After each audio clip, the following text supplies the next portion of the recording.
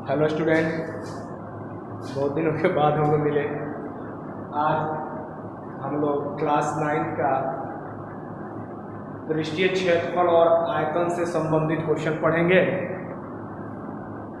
जो अध्याय आपका 13 में है।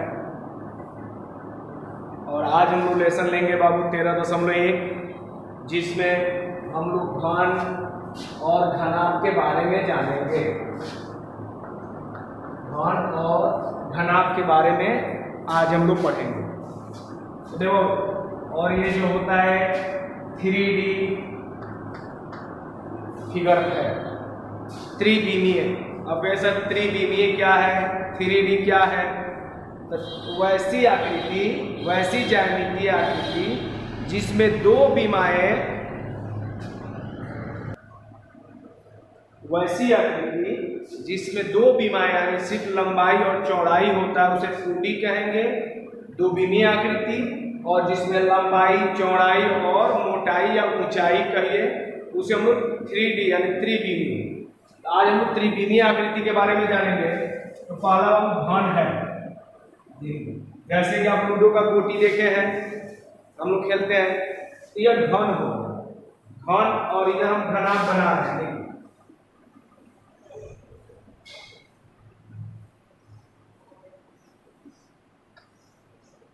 आप कहिएगा सर घन और घनाभ तो एक ही जैसा बना दिए, दोनों में अंतर क्या है?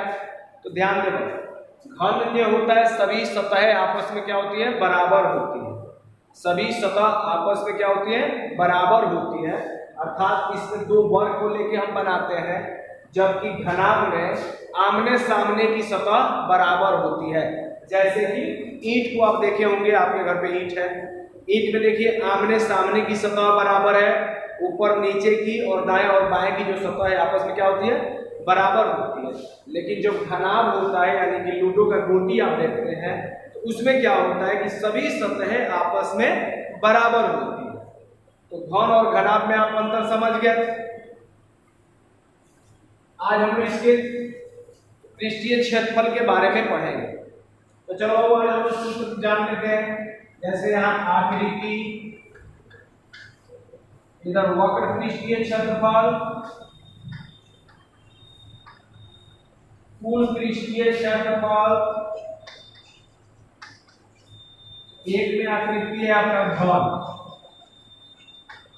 घन का वक्र पृष्ठीय क्षेत्रफल क्या होता है, 2 × L + B × H, जबकि कुल पृष्ठीय क्षेत्रफल होता है 2 × LB + BH + H।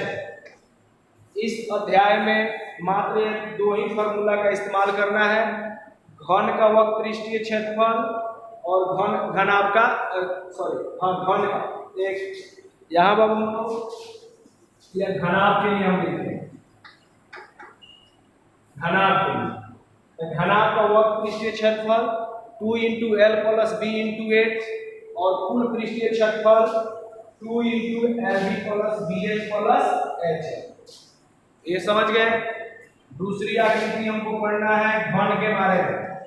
तो घन का वक्र पृष्ठीय क्षेत्रफल हो जाता है 4a² और कुल पृष्ठीय 6a²।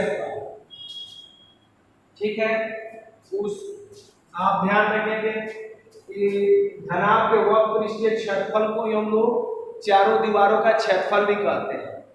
चारों दीवारों का क्षेत्रफल क्या होता है, 2 × L + B × H।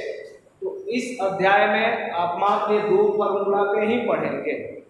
इस अगले अध्याय के लिए फिर अलग से मैं आपको फॉर्मूला दूंगा। आगे आप लोग देखिए,